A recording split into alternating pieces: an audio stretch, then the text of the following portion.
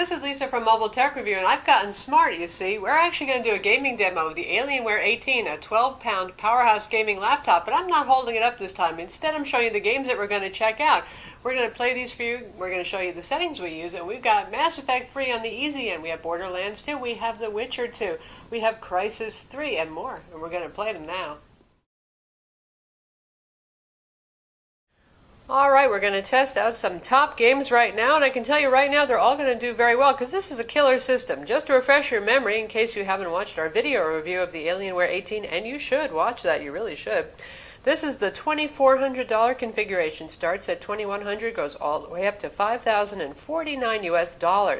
For our $2,400, we get a quad-core Haswell i7 CPU, the 4700 MQ in here. We have dual NVIDIA graphics cards, GTX 770M in SLI. That's very powerful, so we can handle a whole lot here. Obviously, we have Alien FX going on. We got the keyboard with the customization. Even the trackpad lights up right here. We have our landing strip lights around the side. You can set your colors up for the trackpad and the keyboard. Very handy for gaming. Keyboard has macro keys. We have a 7200 RPM conventional spinning hard drive. There are SSD options with this machine if you want, but not for $2,400. You're going to have to pay more for that. Lastly, we have a full HD 18.4-inch display. It is a glossy display, but it's not a very glary display, so it's actually pretty easy on the eyes when gaming. 3 fans inside, 2 for the graphics cards, 1 each on those graphics cards, and a CPU fan means it runs fairly quiet and cool even when gaming. The machine weighs 12 pounds and is 2.26 inches thick. So it is not something you're going to toss in your backpack and take to class, especially because the power brick weighs another 2-3 pounds at least. It does have switchable graphics. You can switch to Intel HD 4600 graphics if you want to save battery power, say you're using this for productivity work. And let's go test those games now. Okay, so first up we have BioShock Infinite. So you can see our settings. We have gone to Ultra for everything. That's the highest possible setting on BioShock Infinite. And by the way, running their own benchmarking test, it averaged for every single test at least 80 frames per second on Ultra. So for those of you who are wondering why you might want to get a laptop and how it could ever compete with a gaming desktop, well, this one obviously can and probably will be top dog for a couple of years. So here are all of our settings: full HD display, Ultra, post-processing is normal, light shafts are on, ambient occlusion is normal. All the good stuff is turned on. And here we are ready for some action, and we have set our field of view to be as wide as possible because, let's face it, this game has a very narrow point of view that can be almost nauseating. And you can see we're locked at 60 frames per second here. That's as high as the game allows as far as I know. I think it's using VSync and setting that to be the maximum rate.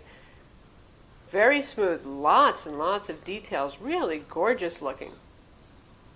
Also a very nice display. You can see right here how good the highlights look in comparison to the shadow areas. Very good contrast on this display. Pretty impressed with it actually. It has a fairly good color gamut. In fact, very good. It has 96% of it sRGB and 73% of Adobe RGB.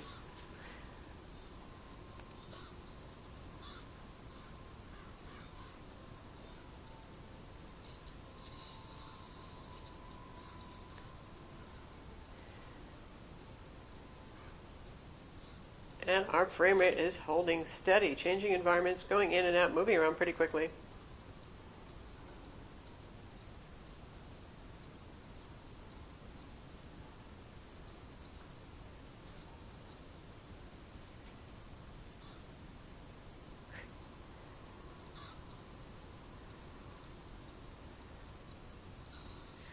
And now we're going to test out Crysis 3, which is murderous on most any gaming computer.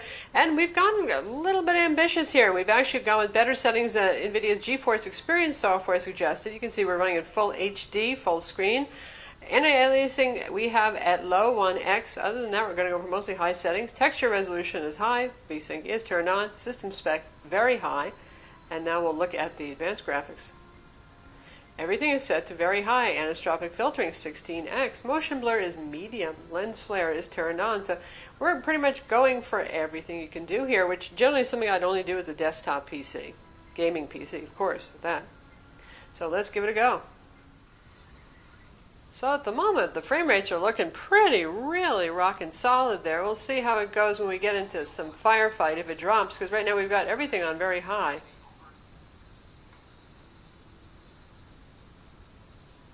And there's our buddy, a profound amount of detail on his clothing, on his face. Look at the textured sheet metal floor there. Really nice. Pretty cool on a laptop, gaming laptop, to be able to see this much detail. And here comes a headshot.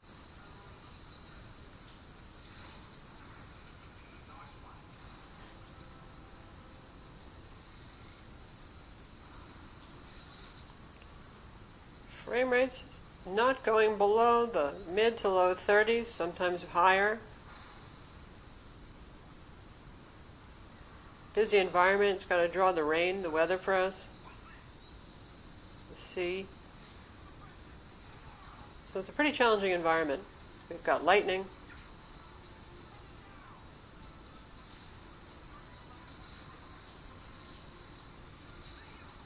And it's staying a very playable, above 30 frames per second frame rate.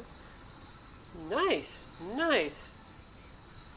And again, we've exceeded what GeForce Experience recommended. We're going with full HD resolution here and pretty much everything on very high. It wanted us to drop down to 1600 by 900. So glad we didn't do that. So that's Crysis 3 playing on the Alienware 18 with quad-core i7 Haswell CPU and dual NVIDIA GTX 770M graphics cards. 8 gigs of DDR3 RAM in here, really enough for gaming, to be honest, unless you have a whole lot of apps running in the background too. And you can, of course, bring this up to 32 gigs of RAM.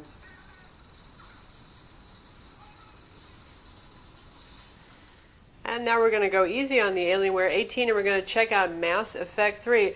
Everything is set as high as possible. We've actually used NVIDIA GeForce Experience to make sure that, and you can see right here, the in-game settings, full screen, full HD, tweaked brightness just a little bit, anti-aliasing is on, dynamic shadows is on. You can absolutely max out Mass Effect 3 without a problem. Again, solid pegged at 60 frames per second, as high as we can go with this. Lots of lovely detail.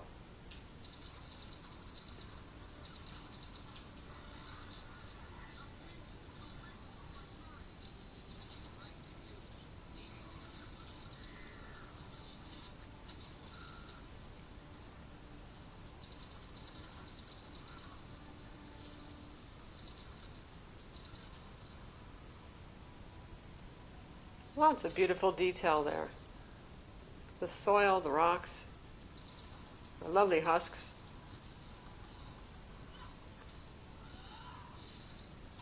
Dancing with husks. So that's the Alienware 18 playing Mass Effect 3 on max settings. Absolutely no problem. Beautiful detail, beautiful frame rates. And now we're going to check out Borderlands 2, a very demanding game. You can see the settings that we're using right here. Again, we've gone for maximum on everything.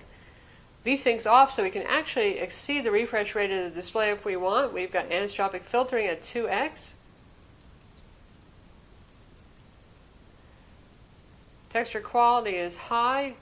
Our viewing distance is far. Game detail is high. Ambient occlusion is on. Everything's turned on. Everything's high. You get the idea. Again, max settings right here. Such a distinctive looking game. Nice, sharp, high contrast ratio, much appreciated here. We got 360 nits of brightness on this display panel, also appreciated. Nice white snow. Black line art detail shows very well. And the blacks are black. We have pretty good black levels on this monitor as well, or display rather, built-in panel. And we're keeping the frame rates high, between 60 and up to 80 at times. Averaging a low 60s here when we're shooting up the bad things. We don't have the speakers turned up very high, but this has stereo speakers with a subwoofer, Klipsch audio, really loud, full, really nice. You're not dying to plug in external speakers when you're playing this game.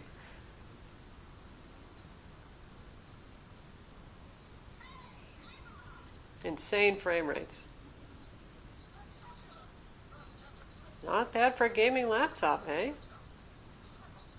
Again, we have dual NVIDIA GTX 770M graphics cards in here. So it should be up to the task.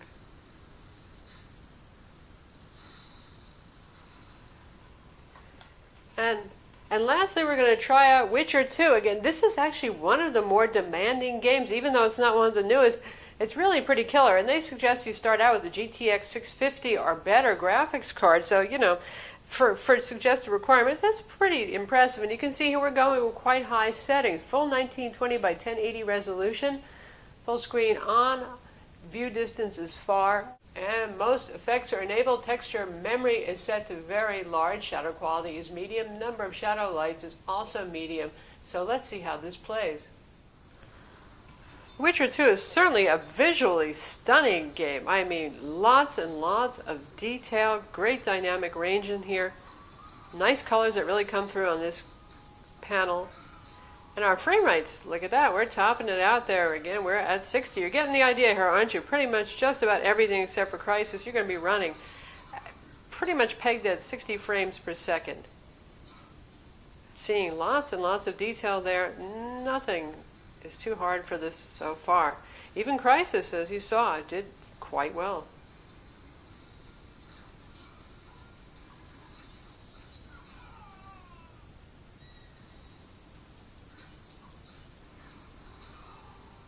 Lots of repulsive gore and detail there. Bricks on the building, easy to see. The nice Tudor stucco finishes, pleasingly worn.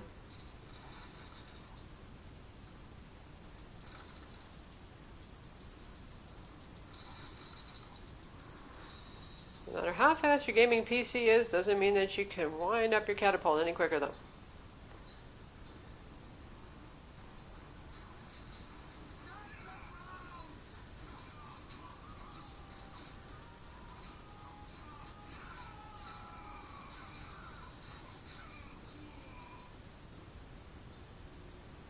So that's The Witcher 2 running on the Alienware 18 gaming laptop.